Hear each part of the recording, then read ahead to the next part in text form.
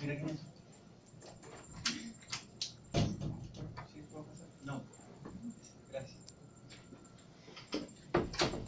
El día de hoy veremos lo que respecta a corteza cerebral, específicamente células, capas, fibras y variaciones. Veremos que todo esto está estrechamente interconectado, tanto las células como su disposición en capas. Veremos además que esta disposición en capas no se cumple en todas las áreas de la corteza cerebral. Veremos a su vez que esta corteza cerebral va a aumentar en espesor o va a disminuir en espesor según su topografía, según el lugar donde se encuentren. Y veremos además que hay variaciones específicas, características de ciertas zonas en particular.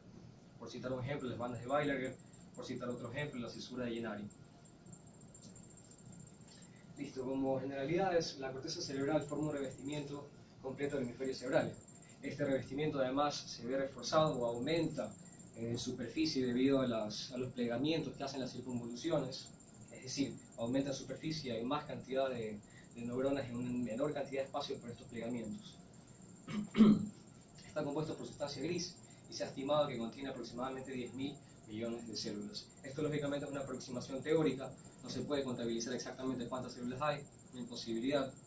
El espesor cortical varía de 1,5 a 4,5 milímetros, lo que dije anteriormente, que el espesor puede variar según la topografía donde se encuentre la corteza y sobre todo la función que vaya a tener esta corteza. Áreas predominantemente motoras van a tener mayor espesor que aquellas que no son predominantemente motoras. Se encuentran los siguientes tipos de células nerviosas en la corteza cerebral: células piramidales, estrelladas, fusiformes, horizontales de Ramón y Cajal o simplemente horizontales de Cajal o simplemente de Cajal, y las células de Martinotti. Hay ciertas células que son características o propias de ciertas zonas y otras que son características propias de otras zonas.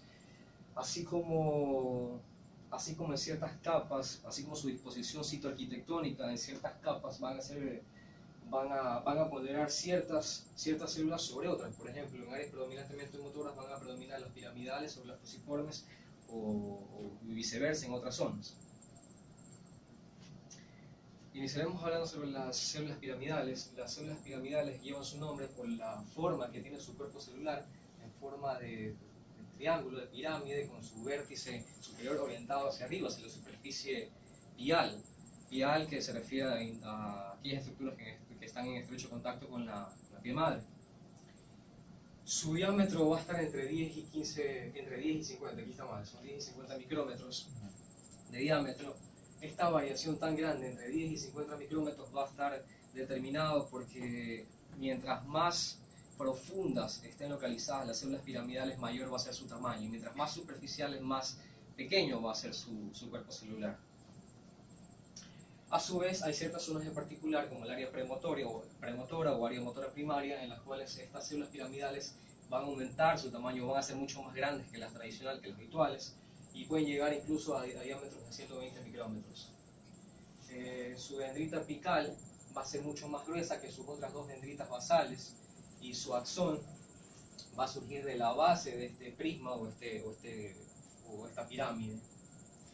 Y eso es lo más representativo de esta célula. La dendrita apical mucho más gruesa, que se dirige hacia la superficie pial, y las otras dos basales que surgen de los otros dos vértices laterales de la base de la pirámide. El axón se puede proyectar como fibra de proyección, asociación o comisural. Lo más común es que entre en la sustancia blanca y se continúe para formar parte de grandes trayectos. Ahora, las células estrelladas. Las células estrelladas, aquí las vemos, lógicamente conllevan su nombre por la forma que tienen, por tener esa forma en la que de muchas dendritas que se irradian hacia los lados, dando un aspecto estrellado. Tienen un tamaño aproximado de 8 a 10 micrómetros, van a tener múltiples dendritas ramificadas, veremos que no solamente es una, sino que son bastantes, y estas dendritas a su vez se ramifican en otras más, aumentando su superficie sináptica. Su axón es relativamente corto y siempre va a terminar sobre otra neurona, más comúnmente sobre la superficie dendrítica de una neurona piramidal. Las células fusiformes están aquí. Las células fusiformes, lo característico de estas es que su eje vertical superior va a ser mucho más grande que su eje vertical inferior, es decir, las la proyección dendrítica que se dirige hacia arriba va a ser mucho más larga que la proyección dendrítica que se dirige hacia abajo. La que se dirige hacia arriba se dirige muy superficialmente hacia la superficie pial y va a hacer una única proyección que en las capas más superficiales va a tener esta tendencia a irradiarse, a producir más proyecciones colaterales, a diferencia de la proyección dendrítica inferior, que apenas sale del cuerpo neuronal va a tener la tendencia de dividirse, apenas sale, a diferencia de la superior que se dirige, que avanza bastantes capas antes de dividirse. El axón asimismo puede terminar como fibra de proyección, asociación o comisural. Las células horizontales de Rameau y Cajal. Estas, a diferencia de la anterior, su disposición va a ser diferente, no va a tener un eje vertical, sino que se va a disponer hacia los lados y asimismo se va a irradiar sus proyecciones. Es más habitual en las capas más superficiales de la corteza cerebral y las dendritas y su axón surgen de los extremos y se irradian hacia los lados. Aquí tenemos una célula horizontal de Rameau y Cajal irradiándose a los lados.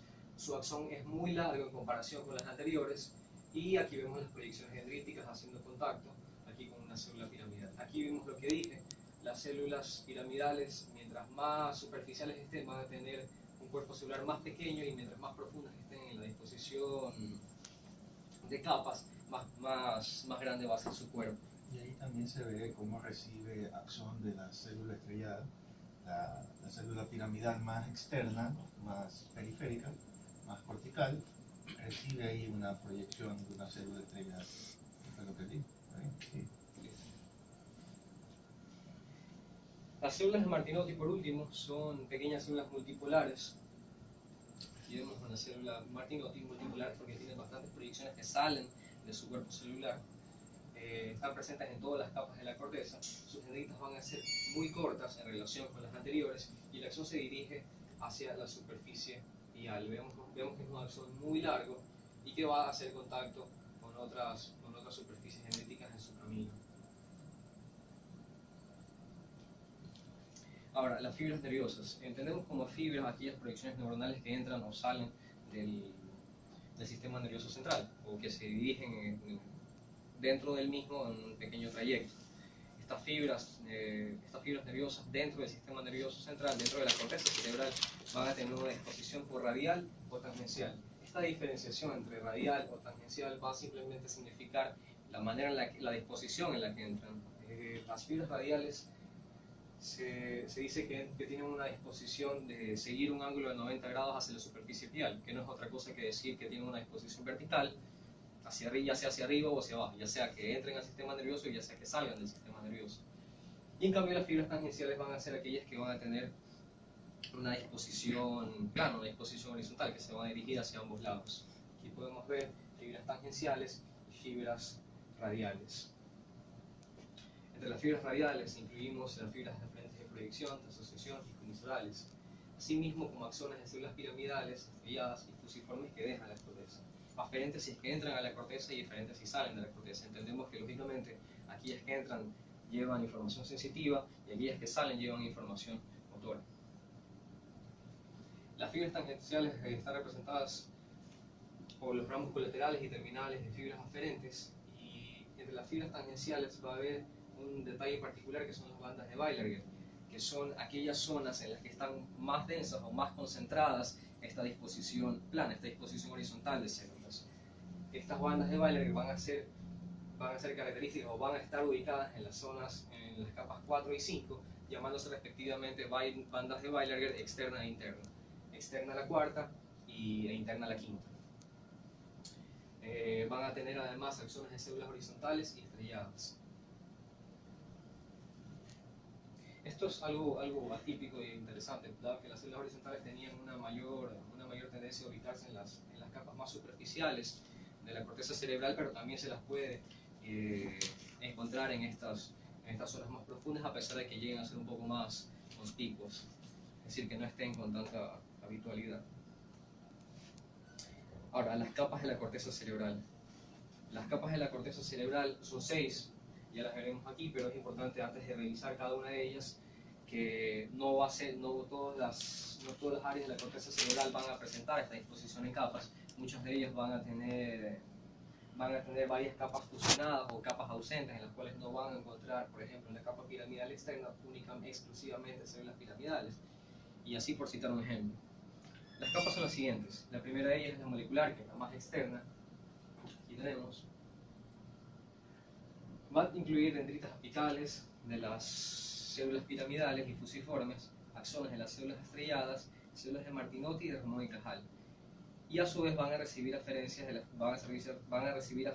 fibras talámicas. En este caso se van a conocer como tálamos corticales, debido a de dónde provienen y hacia el lugar donde se dirigen. En la capa granular externa, que es la segunda, lógicamente la disposición va a ser de hacia arriba hacia abajo. La capa molecular o capa número 1 hacia lo más superficial y la capa número 6 hacia lo más profundo, no viceversa. La capa granular externa va a estar representada por pequeñas células piramidales y células estrelladas. Aquí vemos que las células, el cuerpo de las neuronas piramidales van a ser muy pequeñas y veremos cómo progresan en tamaño a medida que vamos hacia lo más profundo. La piramidal externa, capa número 3, está representada casi exclusivamente por células piramidales que crecen en tamaño, son más voluminosas que las anteriores. La capa granular interna está representada por células estrelladas dispuestas en forma muy compacta. Aquí podemos ver lo que les estaba hablando hace poco, que son las bandas de Weilerger.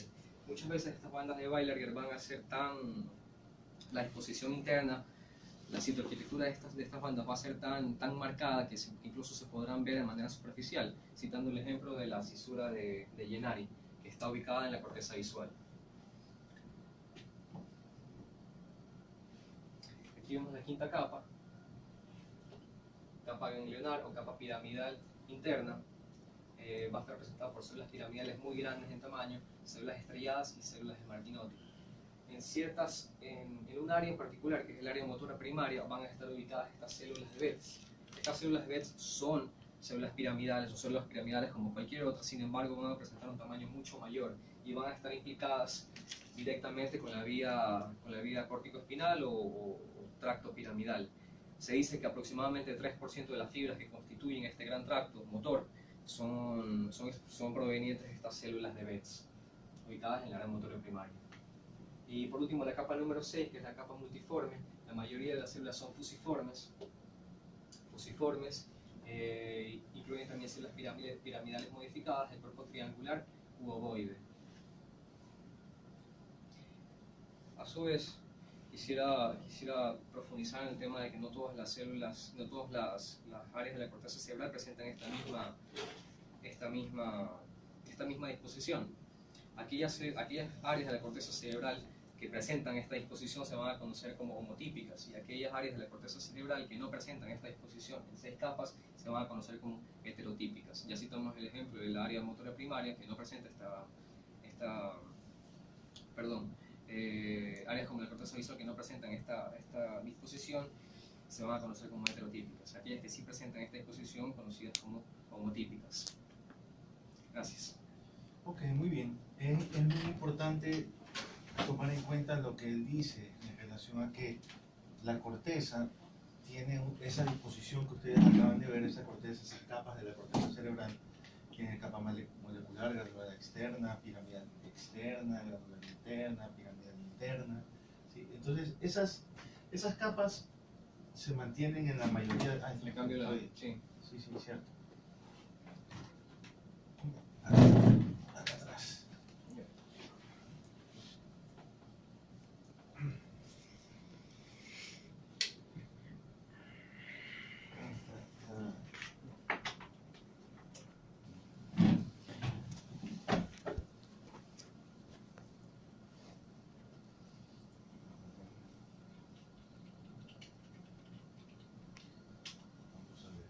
Generalmente las representaciones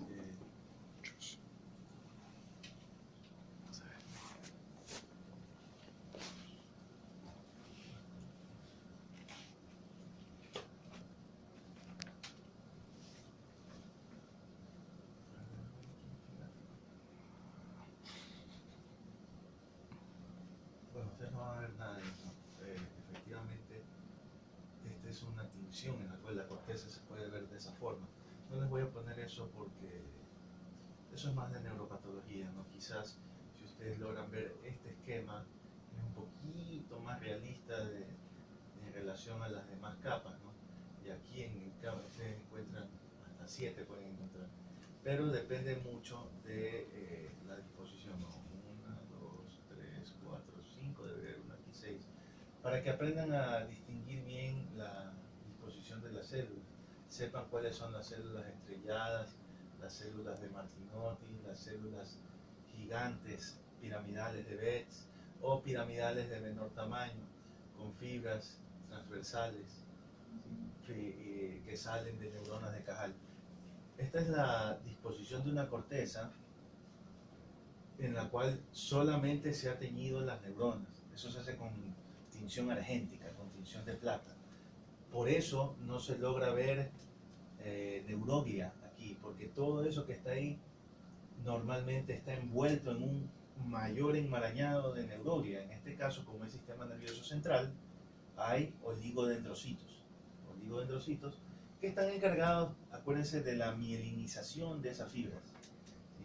Habrá fibras que tendrán mucha más mielina, como estas, por ejemplo, las grandes, las piramidales, también las piramidales de menor tamaño, y habrá otras que tengan menos, como las fibras transversales o las fibras o las células de Martinotti. Pero tienen esa disposición, ustedes ven tinciones de este tipo y logran ver una neurona piramidal con su aspecto, ¿no? Aquí no se ve el axón, quizás este sea el axón de una célula piramidal. Esa tinción está bonita, se ve bien. Entonces ustedes ven aquí un corte de corteza en el cual se ve la sustancia gris. Esta es la sustancia gris. Y esta es la sustancia blanca de fibras en U con disposición de neuroglia y fibras nerviosas. Todo va a depender de qué es lo que ustedes tiñan, ¿no? Porque hay tinciones para la sustancia blanca y hay tinciones para la sustancia gris, dependiendo de qué es lo que ustedes quieren ver, ¿sí? Entonces, estas son las conexiones. Hay otras cortezas en otras partes. Por ejemplo, vamos a poner una que es muy común toda la vida para hipocampo. Por ejemplo, las capas del hipocampo. El hipocampo, que está en la parte interna del lóbulo temporal, tiene solamente 3 capas. Tiene 3 capas. ¿Sí? No tiene tantas capas como las capas de la corteza, dependiendo de en qué parte ustedes están. Este es un hipocampo en un corte coronal, por ejemplo. Déjenme ver por aquí un corte coronal. Aquí. Entonces, hacen una sección y esto es lo que se ve, el hipocampo aquí. Entonces, ahí está el hipocampo ya agrandado. ¿Sí? Áreas 1, 2 y 3. Aquí se encuentran 3 capas. Aquí le ponen varios números, por ejemplo, juntan la 2 y la 3 y otros juntan la 5 y la 6, y así quedan menos capas que las capas que se encuentran en la corteza motora primaria. Entonces, ¿por qué es importante esto? Porque al tener menos capas, esa área es muy susceptible a injurias. Injuria como, por ejemplo, toxicidad, injuria, por ejemplo, como infecciones, sobre todo de virus tipo herpes, o lo más importante, es susceptible a isquemia, y sobre todo isquemia en periodo perinatal y neonatal, y se lesiona fácilmente. Mientras menos capas tiene el área y tiene una irrigación un poco profunda, entonces es más susceptible a la isquemia.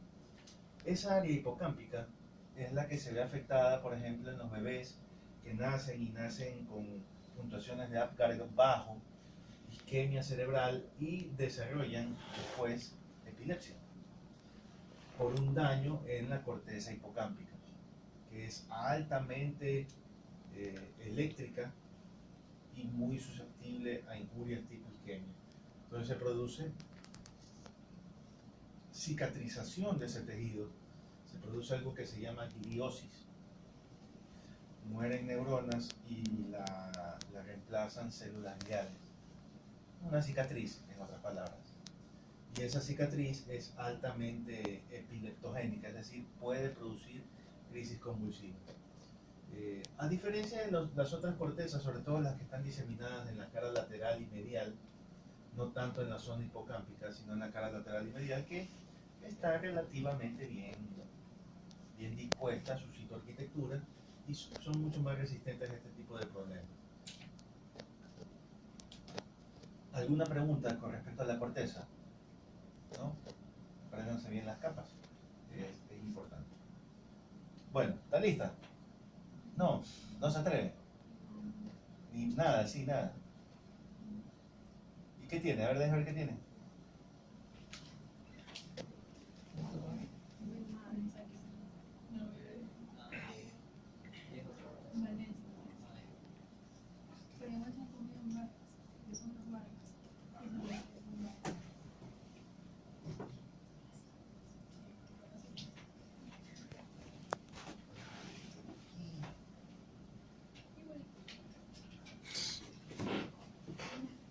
Fácil.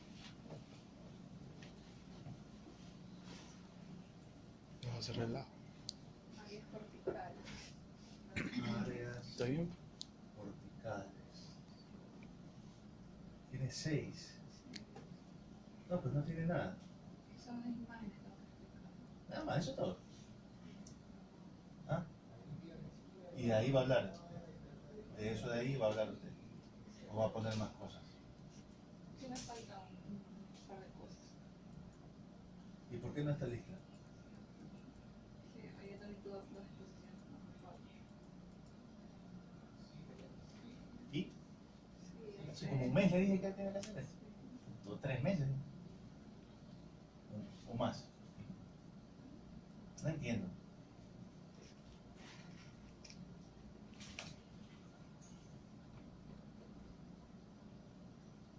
¿Con cuánto tiempo de anticipación le dijeron de las otras charlas que tenía que dar? La semana pasada. Y esas sí las terminó. Y yo que le di hace 3 meses no he terminado.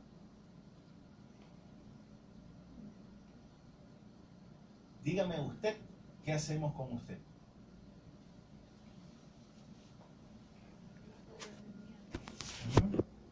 No. Quiero saber usted qué cree que merece.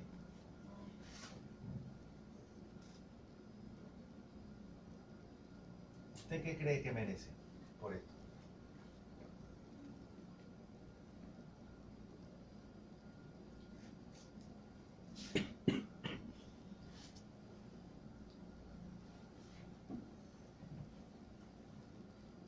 Emily Valencia.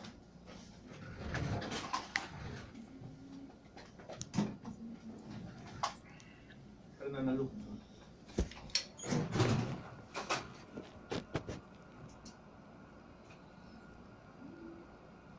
Tú eres Emilio, ¿no?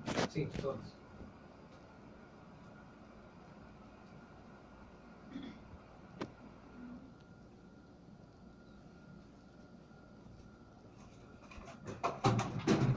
Marchó. No me traiga la charla de la próxima clase. Listo, se pueden ir.